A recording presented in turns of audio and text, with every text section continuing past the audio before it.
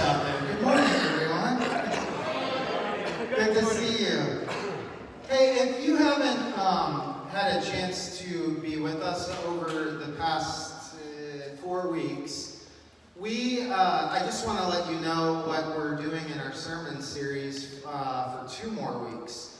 Last month, we invited all of you, whether in person or online, to share your deepest theological questions anonymously with us. And this series is a series where we are addressing those questions, not so much to give you absolute concrete answers, but certainly to help you think through them on a deeper level.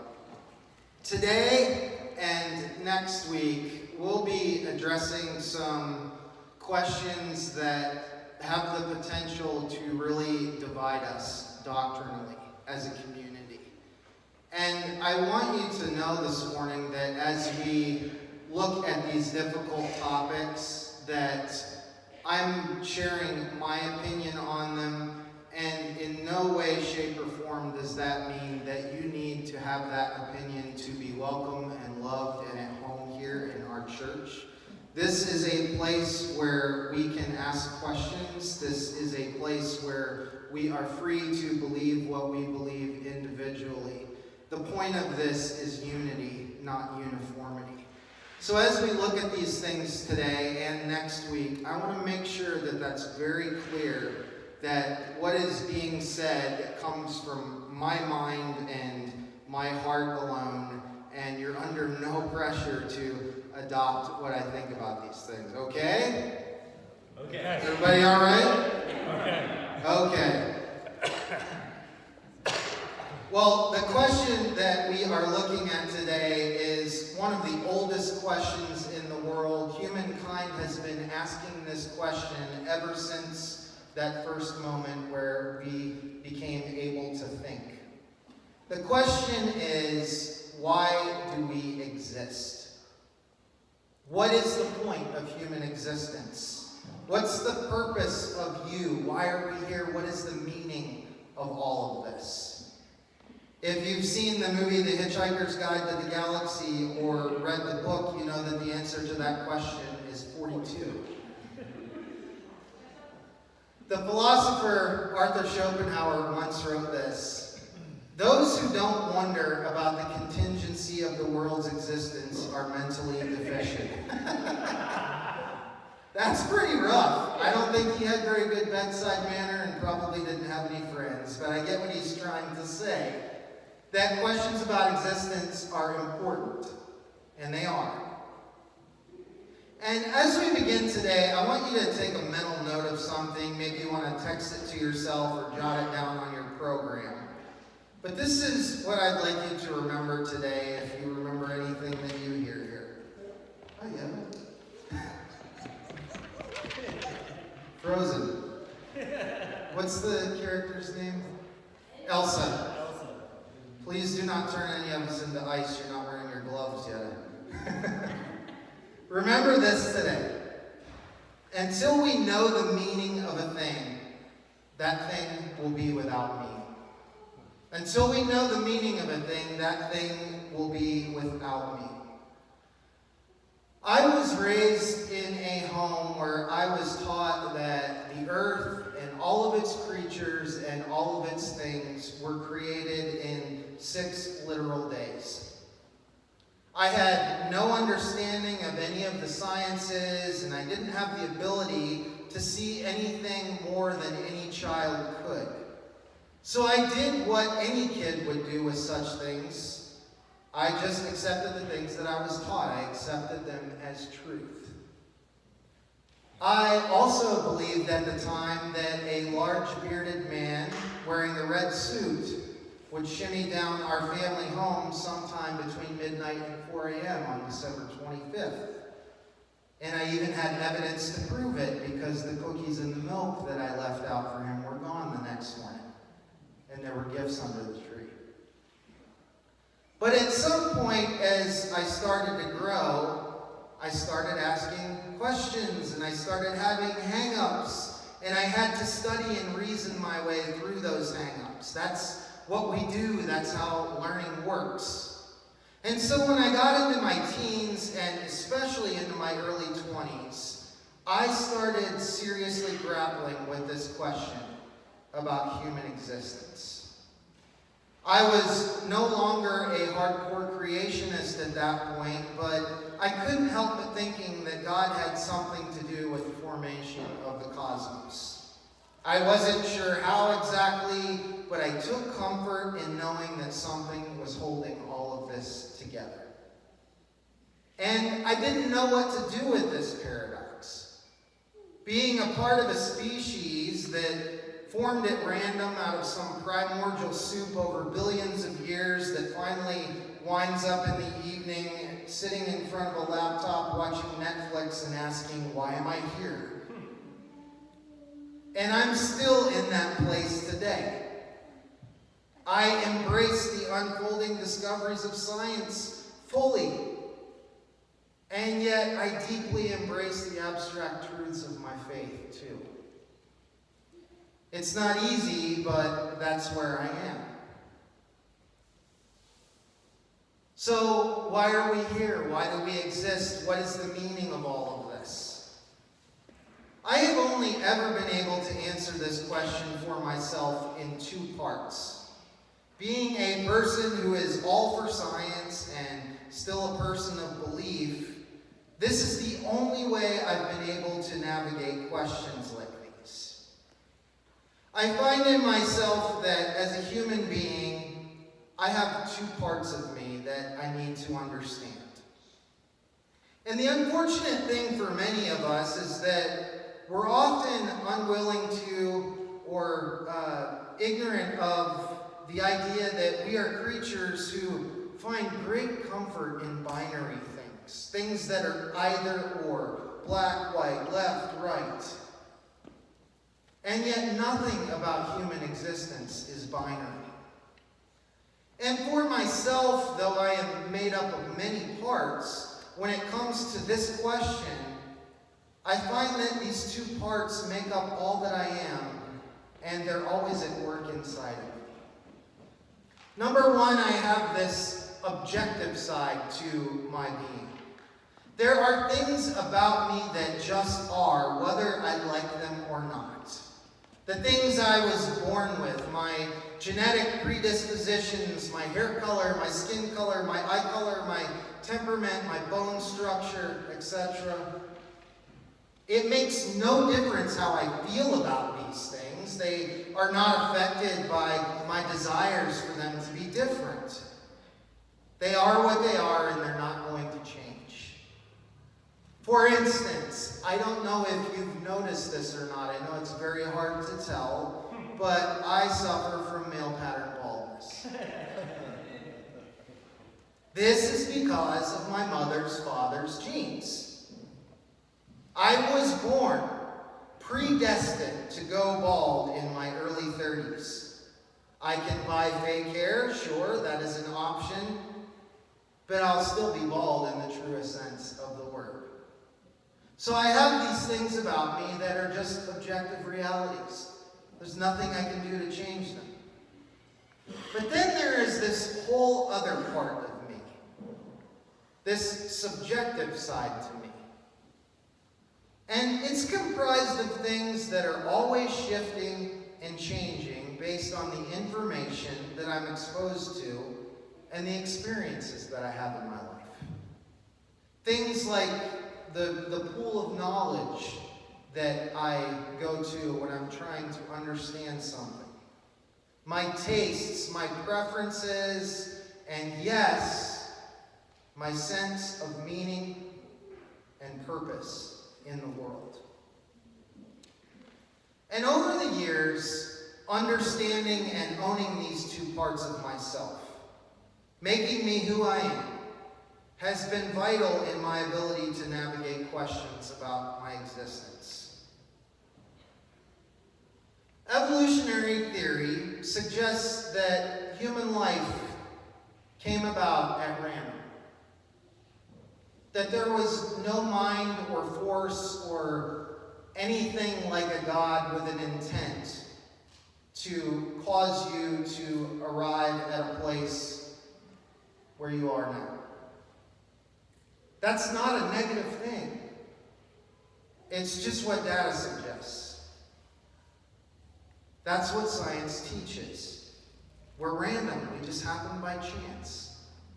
We're born, we live, we die, each and every one of us. All of the things that we do, the things that we think, and the things that we pursue are on a long enough timeline meaningless. Scripture even speaks of this. Not a popular passage, but it's in there when it says in Ecclesiastes, this is the Bible, utterly meaningless. Everything is meaningless. What do people gain from all their labors at which they toil under the sun? Generations come and generations go, but the earth remains forever. The sun rises and the sun sets and hurries back to where it rises. The wind blows to the south and turns to the north. Round and round it goes, ever returning on its course. I have seen all the things that are done under the sun. All of them are meaningless. A chasing after the wind. So there you have it. Your life has no meaning and no purpose, thanks be to God. However, there is something in many of us that gives us this hunch that suggests that human life does in fact have a meaning and a purpose. Though things like meaning and purpose are not objective absolutes, they are no less real because we are always ascribing them to things. And though that is wholly subjective, it's no less important and no less true. Think about anything in your life that means something to you. It can be something with superficial meaning or deep meaning. It might be a house or a car or a piece of clothing or a piece of jewelry that's been in your family for generations. A relationship, perhaps. That thing means something to you because you have ascribed meaning to that thing.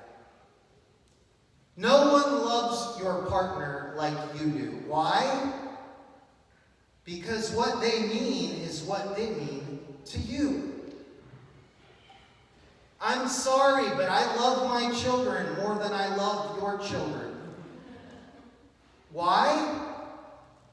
Because of the experiences that I've had with them. Because they're mine. Because I've spent time with them and got to know them. And in that closeness, I have over time ascribed deep meaning to that. And this is just the raw, honest place we would all do well to get to in our beliefs if we're ever going to be honest about this question. Yes, our existence as a species may have been random, but our individual experiences of that existence aren't random at all. We ascribe meaning to things within the confines of a seemingly meaningless existence. And if you were to ask me, and I guess you have, that's why I'm doing this, but if you were to ask me, I would say that this is our purpose. Our purpose as human beings is to have experiences that cause us to ascribe deep meaning to things. If you are here this morning and you are a person of faith who believes that God created you with a unique plan and a purpose long before you were born, my question to you today is, are you open to the idea that there might be more than that?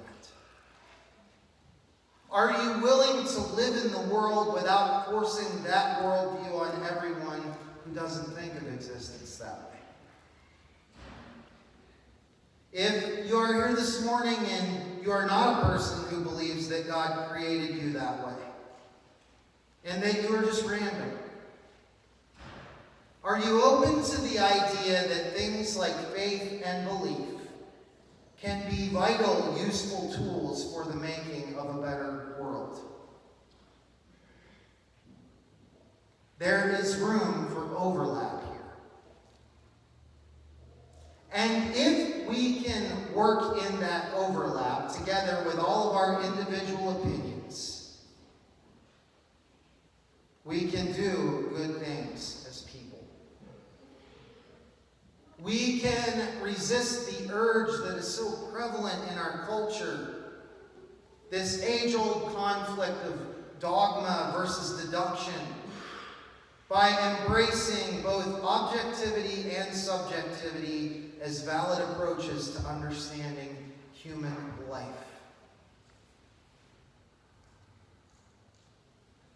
One of my favorite stories is a story that my dad used to tell me when I was a kid about finding meaning in things that we often overlook. There's a grandfather who loses his grandson in the house. He can't find him anywhere. They live in this giant house, and he thinks, well, maybe he went outside. So he goes outside of the house and he walks down to the beach. They live on a beachfront property. And he finds his grandson walking along the beach where the tide had just receded, and he's throwing these starfish that got stuck on the sand back into the ocean. And the grandfather, just jaded and cranky and upset because he's been looking for his grandson, he says, "Why are you down here? I've been looking all over for you." And the boy replied, "I was worried about the starfish and getting stranded because the tide receded, so I came down to rescue them." And the grandfather fired back, "But look how many of them there are. You'll be down here all night. What difference does it make?" And the boy bends over and picks up another starfish and chucks it back into the ocean, and he says to his grandfather, "Made a difference to that one."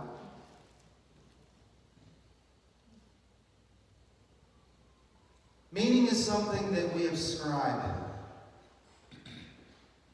Until we know the meaning of a thing, that thing will always be without meaning.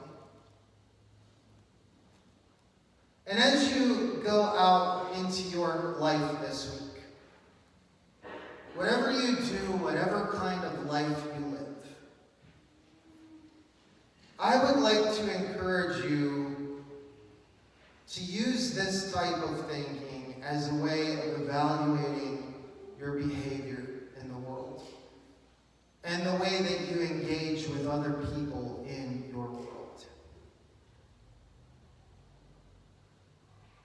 I want you to begin to ask yourself when you're in the middle of something, does this have meaning? Can I find meaning in this?